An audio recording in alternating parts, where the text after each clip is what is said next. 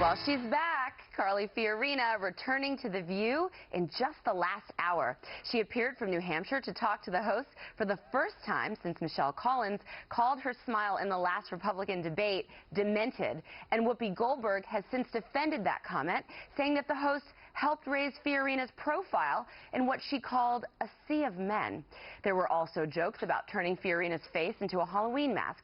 So how did it go today? Well, watch what happened when they asked Fiorina about why she took issue with what they say were just jokes. Hey, if you meant your comment about my face being demented in a Halloween mask as humorous, so be it. I guess you misinterpreted Donald Trump's comments about my face and thought those weren't humorous. You sort of took him to task. Hold on. I don't understand why any politician is exempt from my comedic jokes. I don't get that. From our community. You know what? You know what, Joy? You know what, Joy? You can say whatever you want. You always have. You always will. That's I'm not going to stop that. You're clearly trying to make lemonade out of lemon here, aren't you? Oh, so you're telling me that you guys are lemons?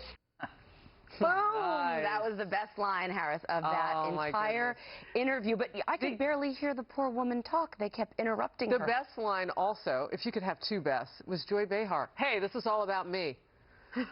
They were like, wait a minute, we're going to own this as a team. No, this is all about me. I think that tells you everything you need to know. Right. I think that a lot of what's coming out of there is one trying to shine over the other, and just trying to get that mouth going or whatever. You know, my mom says you don't need another star to shine if you're shining in the sky on your own. They just seemed so angry at Carly Fiorina. It's uncomfortable. They were almost fighting each other to spew hate at her. Yeah. It's like, who could hate her more? Shining over the other. I always find it strange that her name is Joy. But the most important point here is that she used the comedic exemption. She said that, but we are comedians, even though she often espouses political ideology on the show. We, as a people, should have the comedic exemption. Whether you're on Twitter, you're on Facebook, you're on TV, you're at a bar, if you're making a joke, it should be treated like a joke. Comedians do not deserve that special carve-out. That is BS. And I think that was the weakest part, is that she said, I'm a comedian, I can say what we want. Well, so can we. Actually, I thought the most startling part was they were having an actual discussion about, you know, who's on the side of women and what does it mean to be on the side of women. That was actually pretty interesting.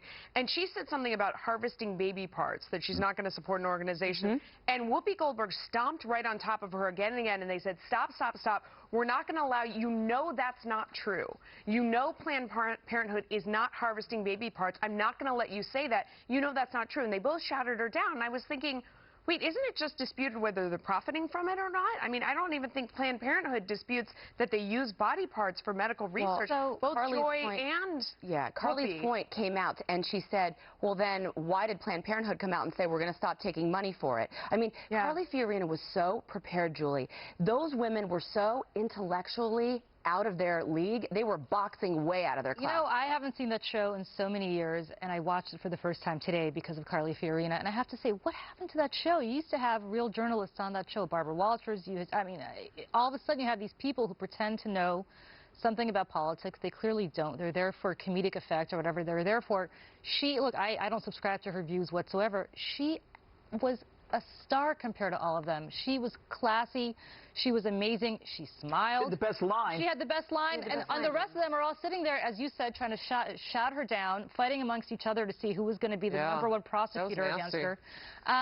It was uncomfortable. She helped their ratings. I mean, she did. And by the way, she did a great job. She helped herself because she looked like she was up here and the rest of them are all in the gutter down there, and she was great. She's the first to tell you that she's a fighter, and all they did was foil that for her, just set it up. And then, of course, they wouldn't let her talk because they were losing. Well, we would like Carly to come on this couch because we've invited Fiorina multiple times, and we promise, Carly, we will not insult you, we will not degrade you, we will ask you fair questions about policy and issues. And we will be read up. So the invitation's out there.